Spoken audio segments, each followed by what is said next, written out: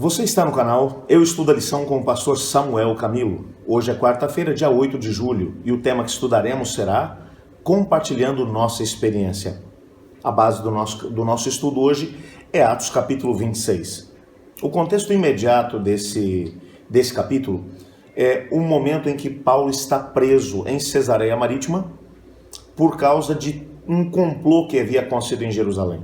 Você sabe que desde que Paulo havia se convertido, na estrada de Damasco, que Paulo tentava pregar em Jerusalém. Logo depois da sua conversão, ele vai até Jerusalém porque ele quer se encontrar com os apóstolos. Em pouco tempo, uma grande confusão acabou acontecendo ali em Jerusalém, e algumas pessoas já tentavam matar o apóstolo Paulo. Ele não queria sair de lá.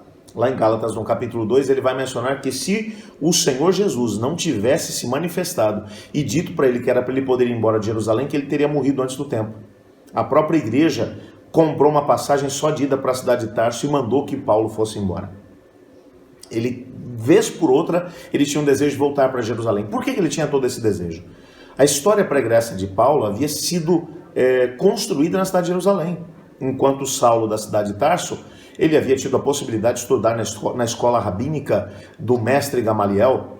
Gamaliel era um dos mestres mais reconhecidos de Jerusalém, muito provavelmente o responsável pela escola que ficava em anexo no templo de Jerusalém, que era a escola mais importante que havia em todo o país.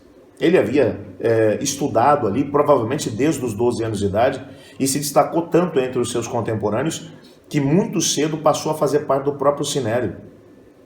Quando você olha para a história de Saulo fez realmente uma história tremenda. Ele foi um defensor ferrenho daquilo que acreditava, das crenças israelitas e principalmente da tradição judaica.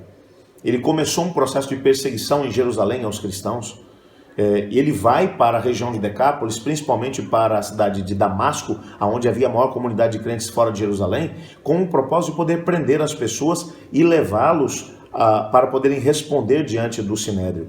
E de preferência para poder matar os crentes, porque ele ardia em ódio por conta deles. O encontro que ele teve com Cristo Jesus na estrada para Damasco mudou completamente a sua vida. De perseguidor, ele passou a ser agora um apóstolo, um pregador de Cristo Jesus. Quando, depois de plantar muitas igrejas, ele acaba chegando a um determinado momento em que o Espírito Santo finalmente diz a ele que ele pode ir a Jerusalém. Uma grande fome havia assolado a cidade, o Império Romano, de maneira especial Jerusalém, que havia se tornado uma cidade empobrecida, precisava de ajuda. Paulo levanta uma coleta especial entre as igrejas gentílicas e vai pessoalmente levar essa mesma coleta para a cidade de Jerusalém. Ele está na cidade de Éfeso pregando o evangelho.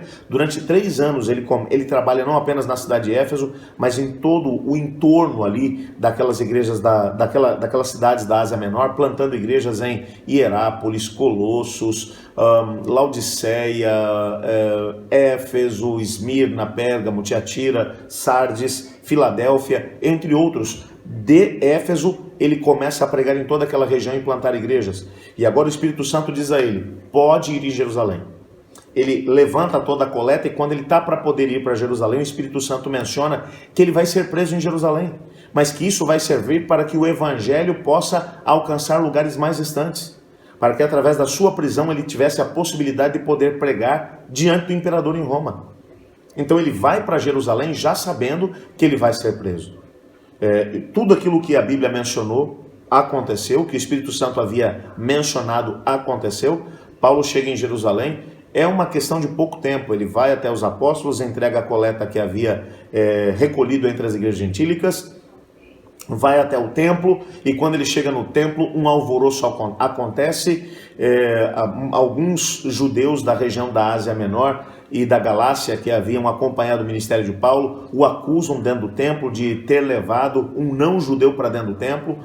Paulo é preso, as pessoas querem linchar Paulo, e um centurião que está ali naquelas imediações prende o apóstolo Paulo, e Paulo é levado para uma cidadela na região de Cesareia Marítima, que era onde ficava o palácio do procurador romano que dirigia aquela região da Judéia, e enquanto ele está preso ali, ele fica 2 anos preso nesse lugar. E ele percebe que pelo menos os 2 procuradores que acabam assumindo o comando ali daquela região, os 2 queriam que Paulo pagasse propina para que eles pudessem julgar o seu caso.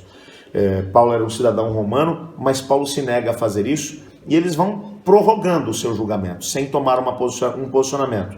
O Espírito Santo menciona que Paulo deveria apelar para César, já que ele é um cidadão romano, para ser julgado em Roma, e então ele teria a possibilidade de poder pregar em Roma também. Ele apela para César. Enquanto ele está esperando a sua extradição dali de Jerusalém para Roma, de Cesareia Marítima para Roma, o último dos Herodes, que é alguém chamado Herodes Agripa, ele vem até a Cesareia para poder ter um encontro com o procurador romano da região da Judéia. E enquanto eles estão conversando, o rei Agripa, bem como a sua esposa Berenice, estão ali conversando com o procurador romano da Judéia, quando ele menciona que Paulo estava preso. O rei Agripa sente o desejo de poder ouvir Paulo. E Paulo, quando vem diante dele, ele sabe que o seu discurso não será um discurso para poder livrá-lo do julgamento que ele vai ter em Roma, até porque ele já havia apelado para César. Mas ele agora aproveita essa oportunidade para dar o seu testemunho.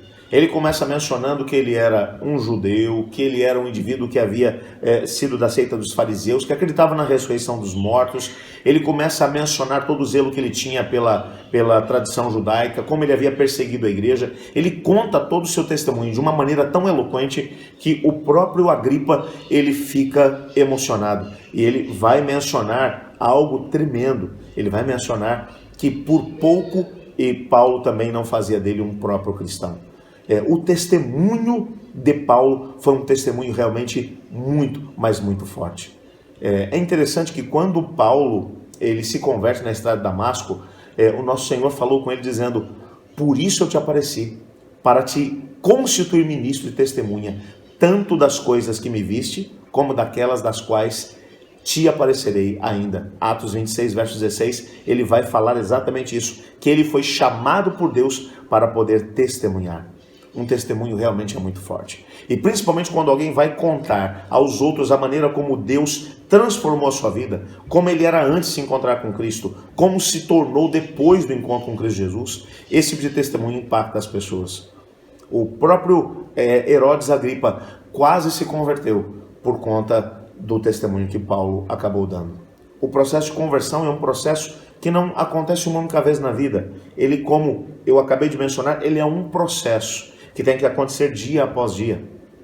Mas quando mostramos a maneira como o Senhor Deus foi transformando a nossa vida de uma situação ruim, porque quando estamos longe de Cristo nós somos infelizes, para uma situação melhor, porque quando estamos com Cristo nós estamos melhores, somos novas criaturas, esse testemunho impacta a vida das pessoas. Ellen White, no Manuscript Release, no volume 4, na página 46, ela diz assim, ela está falando sobre o processo de conversão. Essa declaração fala sobre algumas pessoas que acreditavam que a sua experiência de conversão havia acontecido num único momento e era só aquilo que importava. Ela vai dizer, como se eles, uma vez que descobriram algo sobre religião, não precisam ser convertidos diariamente, mas devemos todos os dias, cada um de nós, ser convertidos. E esse processo vai impactar outras pessoas que estão à nossa volta. Ele deve ser compartilhado. Eu e você somos chamados, assim como Paulo, para podermos experimentar um processo de mudança de vida, de conversão. Se você não passou por isso ainda, você precisa colocar-se nas mãos do Senhor Jesus e deixar que dia após dia Ele vá transformando a sua vida. E as histórias que você vai construindo com Ele de transformação, de mudança, com certeza irão impactar a vida de outras pessoas, como aconteceu com o próprio rei Agripa. Eu queria orar para que essa pudesse ser a nossa realidade. Senhor Deus, obrigado porque o Senhor nos chama para uma vida de transformação, de mudança. Paulo passou por ela e através do seu testemunho, muitas pessoas foram impactadas, inclusive o rei Agripa. Ajuda-nos a podermos também passar por essa experiência e ao mesmo tempo testemunhar dela para aqueles que estão à nossa volta. Pois é em nome de Jesus que oramos. Amém. Eu estudo a lição. E você?